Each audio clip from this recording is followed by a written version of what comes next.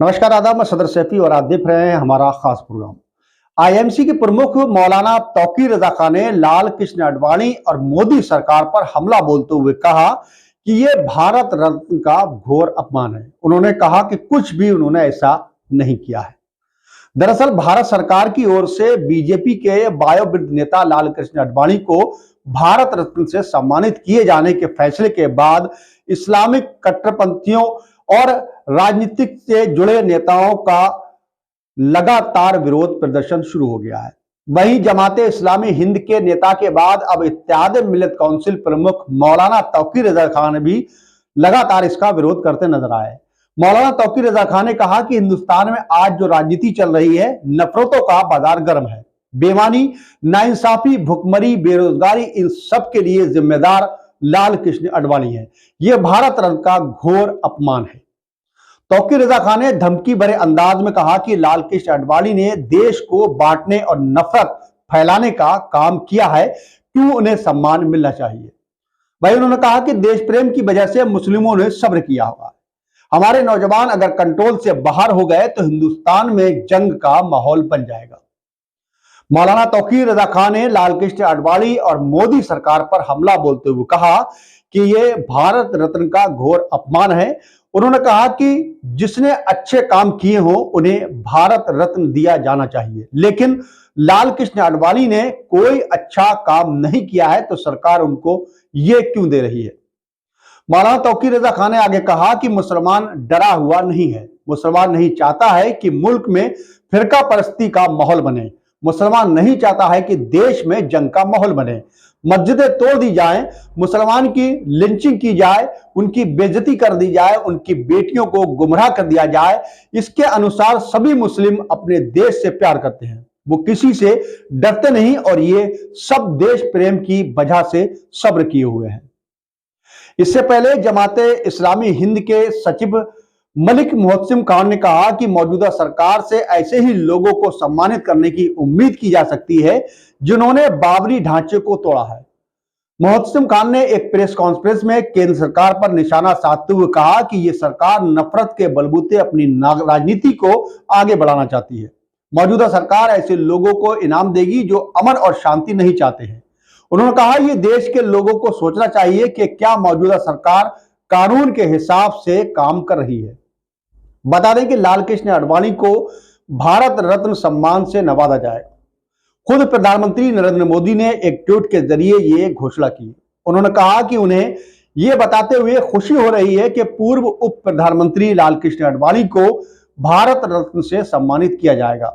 PM Modi ने भाजपा के वयोवृद्ध नेता से बात करके उन्हें इनके लिए बधाई भी दी है।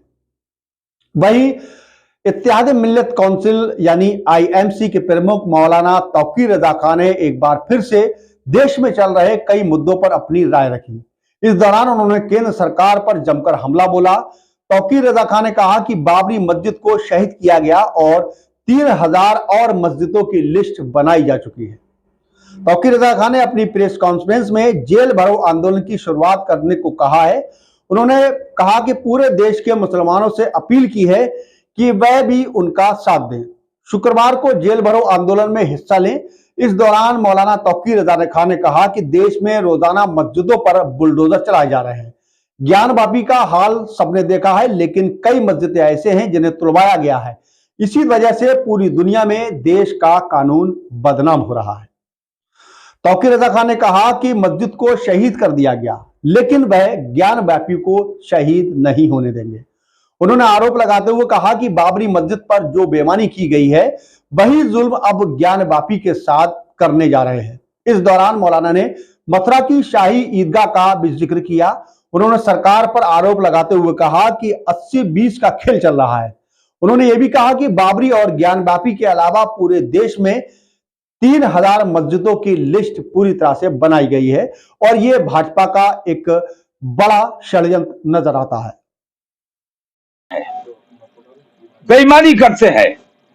मथुरा का ये साबित है, उसके कागजात मौजूद हैं कि मथुरा मंदिर ट्रस्ट को ईदगाह कमेटी ने जगह दी है।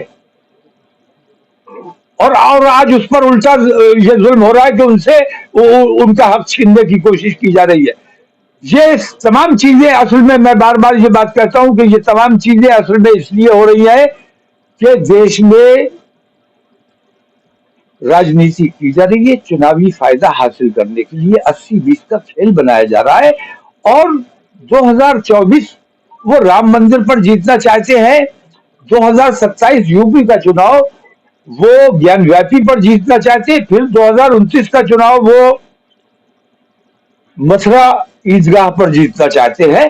तो ये ऐसे उन्होंने 3000 की लिस्ट बनाई हुई है, इसीलिए कहते हैं कि हम 50 साल 100 साल हुकूमत करेंगे। ऐसी बेईमान हुकूमत किसी भी कीमत पर किसी भी अच्छे हिंदुस्तान, पूरे मुल्क में जिस किस्म का माहौल बना हुआ है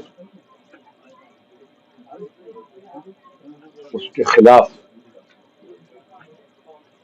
आज तक इसलिए कोई एक्शन नहीं लिया गया, कोई एक रिएक्शन मुसलमानों की तरफ से इसलिए नहीं दिया गया कि हमारे रिएक्शन देने से फसाद होने का अंदेशा है। लेकिन हमारी खामोशी को, हमारे देश प्रेम को, हमारी बुज़दिली समझा गया। मजबूरन आज हमें ये फैसला लेना पड़ा है, क्योंकि जिस किस्म का माहौल विश्व हिंदू परिषद और बजरंग दल हिंदुस्तान